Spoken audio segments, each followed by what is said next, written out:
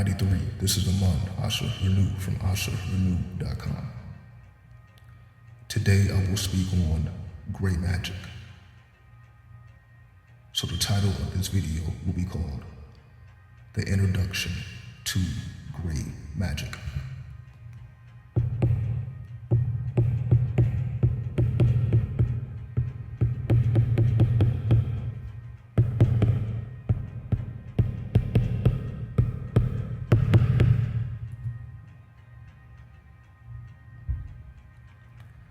Before we get into what gray magic is,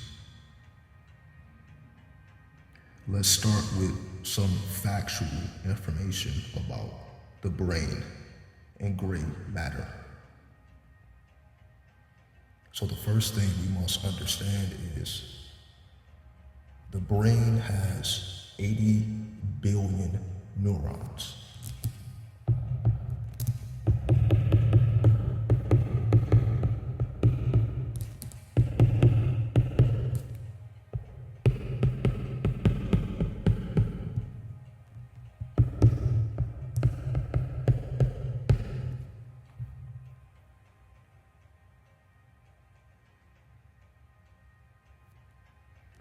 The next thing we must understand is the brain, or more so your entire neural network system,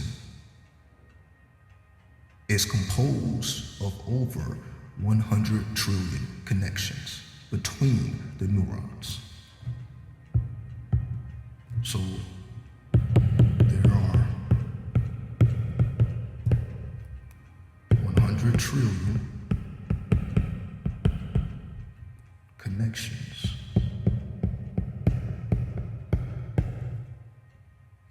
between your neurons.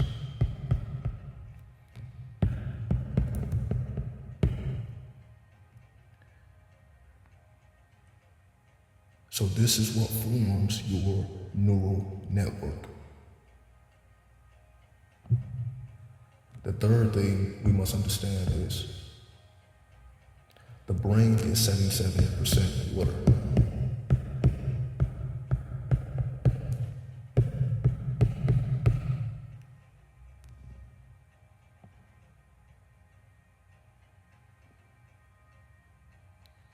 Next, we must understand it is possible for the human brain to store up to 2.5 terabytes of data.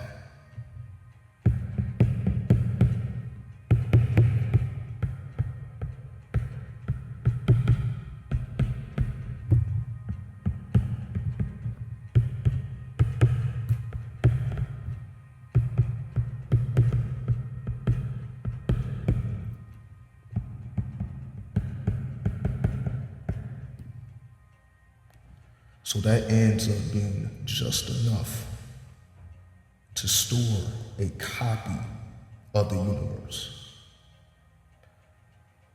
So we have the capacity to essentially store a snapshot of the entire universe. That is the potential we have. And 2.5 terabytes is the equivalent to 2,500 terabytes.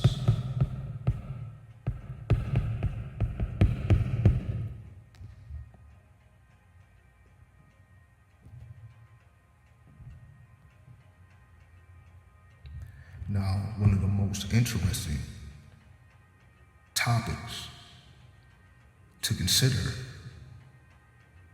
is 60% of the neural matter in the brain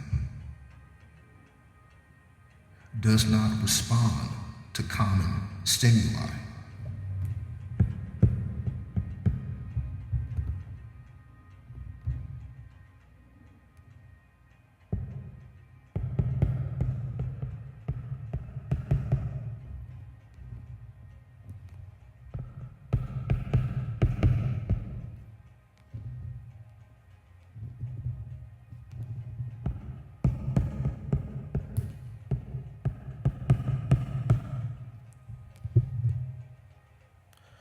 because 60% of the brain contains neural matter, and neural just means dark matter,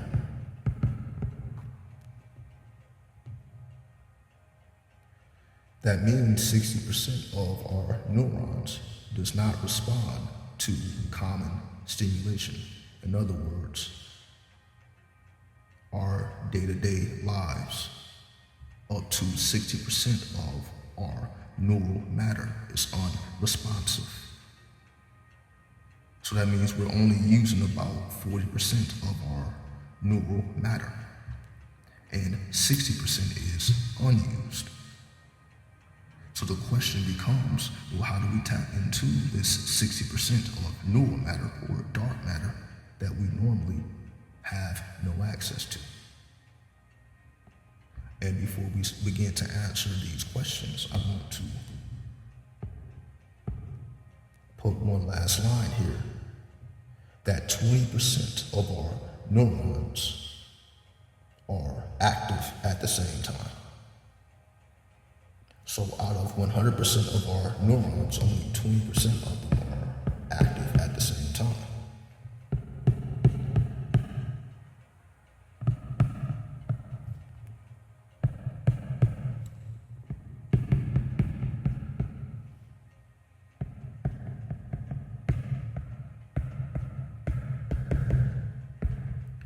So that means about 80% of our neurons are not active.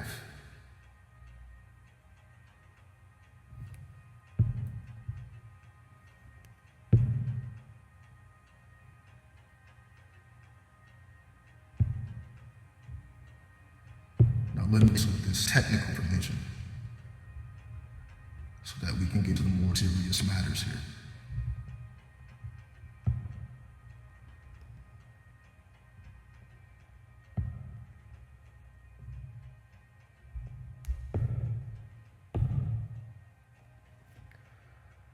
So what does all of this have to do with gray matter?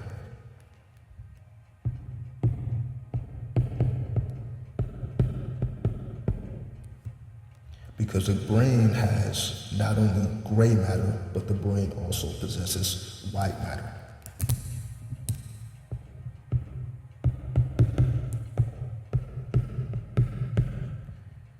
The white matter will be the immune system of the brain and the spinal cord, because gray matter and white matter are present in our brain and also our spinal cord.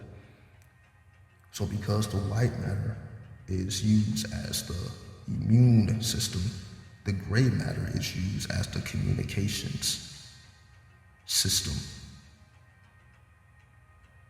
So all of this neural network that we have just been speaking about is formed out of gray matter, while the white matter protects the gray matter. So if this is the brain, we have the inner layer and we have the outer layer. So essentially we have the inner layer and we have the outer layer. The inner layer will be the gray matter and the outer layer will be the white matter. So the gray matter is essentially where we will find the pineal gland and the pituitary gland and all of these things. So all of that is found within the gray matter of the brain, which is surrounded by the white matter. So the next thing we understand is, earlier we spoke about how gray magic or gray matter is connected to your intelligence.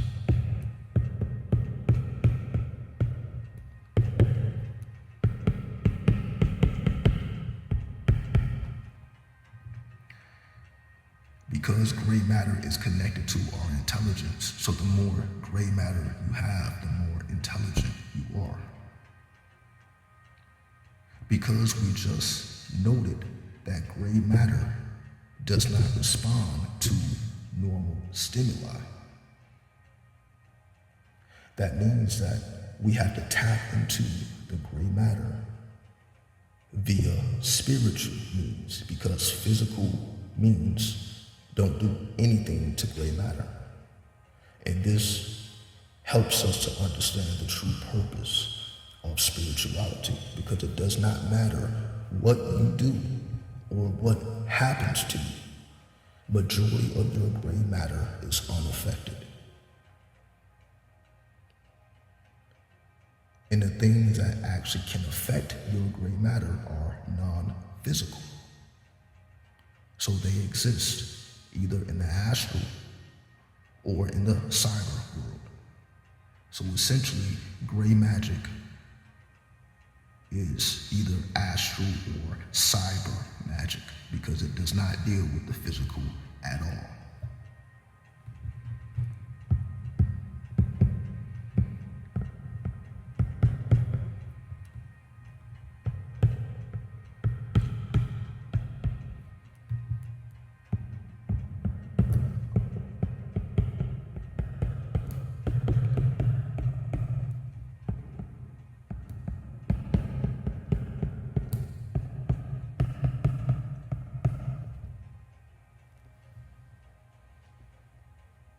So because gray matter controls our intelligence, and it is unaffected by physical common stimuli,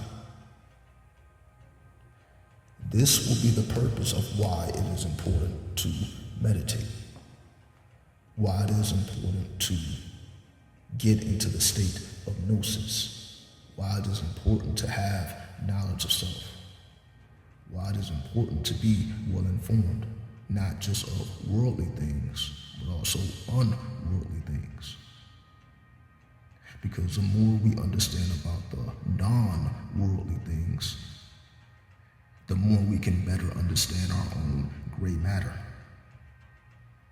So the deeper we get into the spirit planes, the more we are able to manifest our gray matter, which then leads to a heightened intelligence, which will allow us to achieve all of the goals that we set out for ourselves.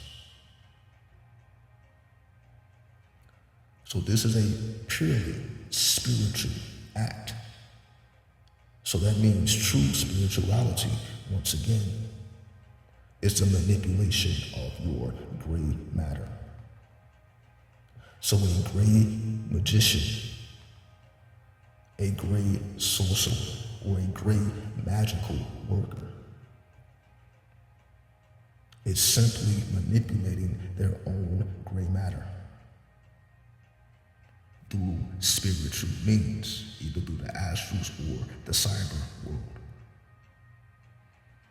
Because once again, the human brain can store up to 2.5 petabytes of data, which is the equivalent to the entire universe. So if we have the ability to store a snapshot of the entire universe by tapping into our gray matter, not the white matter, not necessarily the dark matter, but the gray matter, this then helps us to understand the most important concept, which is the middle path. We hear about the right-hand path and we hear about the left-hand path. But the middle path is where the gray matter exists. Because the middle path is neither the right or the left-hand path. It is a unique path in and of itself. And the example I have to illustrate that is if we study the tree of life and we study all of the middle paths, we see that every path that is in the middle has a dualistic expression. So let me emphasize what I mean.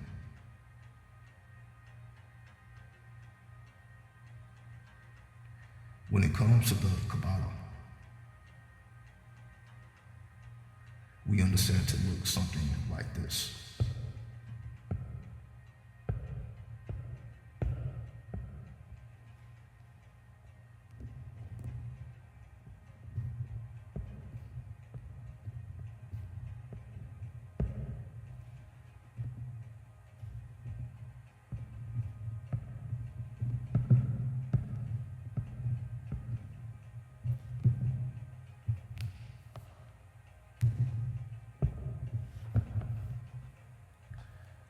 It either would look something like this, or with all of the paths connected.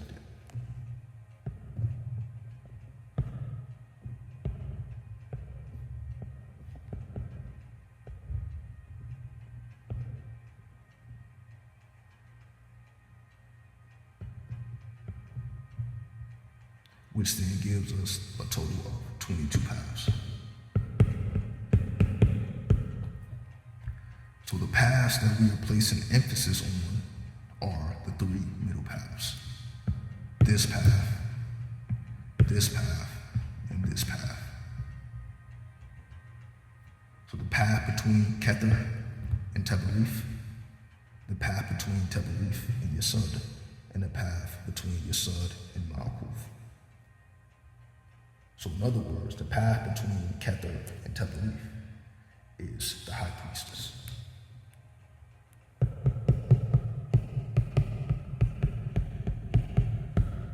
The path between Tabarif and Yesod is temperance or art. So let me just put art.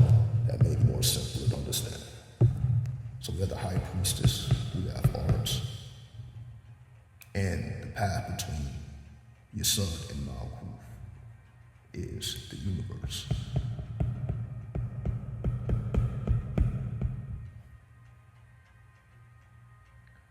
So the reason I am emphasizing these three paths once again is because if we study the high priestess, she has a dualistic nature. She has a musical instrument that can also be a weapon. So she has the ability to generate beautiful music, but she also has the ability to be the hunter, the ability to tap into her divine masculine. So she can go to the right or the left. She can be a source of healing or a source of death, which is why the high priestess is the holy woman, but she is also, I think I said also 2 times, she is also the one who brings death or the cycle pump. The death goddess is also the holy goddess or the temple woman. These are one and the same. When it comes to art or temperance, this is where the phrase, one foot in this world, one foot in the other world comes from. Because if we study temperance or we study art, you're going to see a woman with 1 foot on land or 1 foot in the water, depending on which tarot deck. They will express this idea differently, but essentially this is the core essence of what it is trying to express, this dualistic nature. And of course, the universe card, which is the last major arcana, has a dualistic expression as the completion of the great work. And it is depicting an androgynous being on the universe card, which once again depends on the tarot deck you have. So it will depict what looks like a man, but this man has breast, representing the idea of androgyny, merging the masculine with the feminine into one expression. So we are talking about the middle path, and every path is represented as a dualistic expression, whether the high priest, the art card, or the universe card, which then further breaks down to the moon, Sagittarius, and Saturn, if we want to go by the astrological attributes. The high priestess is the moon, art or temperance represents Sagittarius, and the universe represents Saturn. So once again, if we double the moon goddess,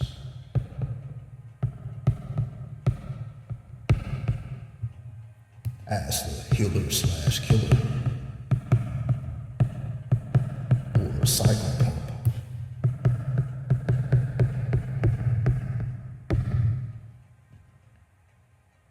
Sagittarius,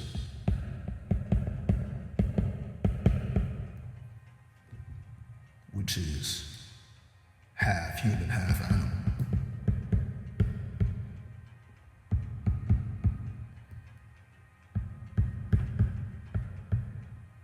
Or a human torso with animal legs.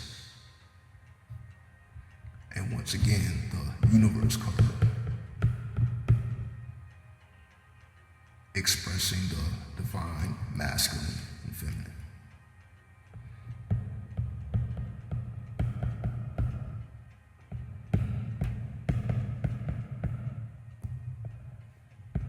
Which are interchangeable.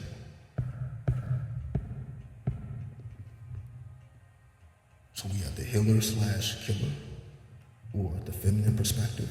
We have the masculine perspective from the Sagittarius, half human, half animal. And we have both of these ideas coming together under the universe, which is a fusion of the masculine and feminine principles. So when we are talking about the middle path, if we're talking about gray matter, if we're talking about gray magic, gray is a fusion of the colors white and black.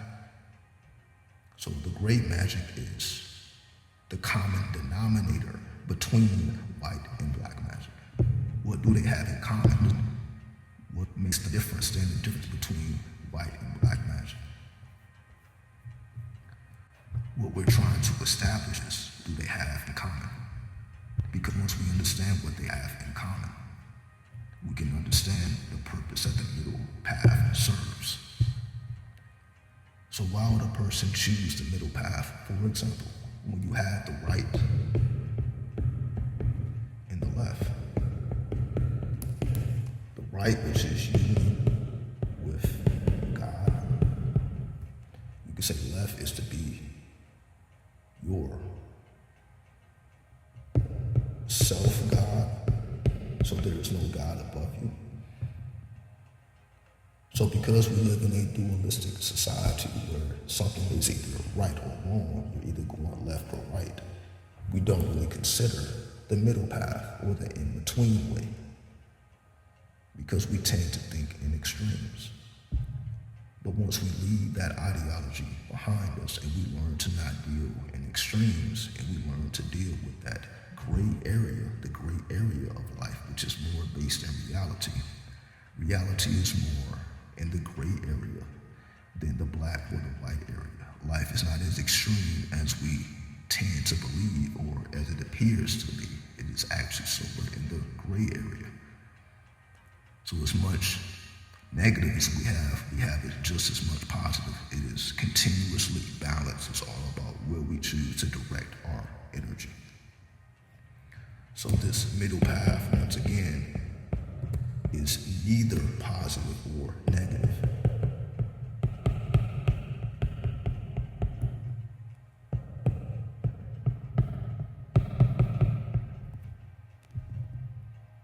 So you're not going on a positive path or a negative path. And again, this is a gray area. So you don't consider yourself negative or positive. You don't consider yourself light or dark, because that would be just giving you additional titles. And the gray title is essentially helps to remove the separation between the two. Because once again, we tend to think of these magical arts as separate, because we have always heard of white or black. We rarely, if ever, have heard about the gray magic or the middle path that is neither positive or negative. So you're not trying to unify with God or become the self-God, being the ruler of your own universe, for example.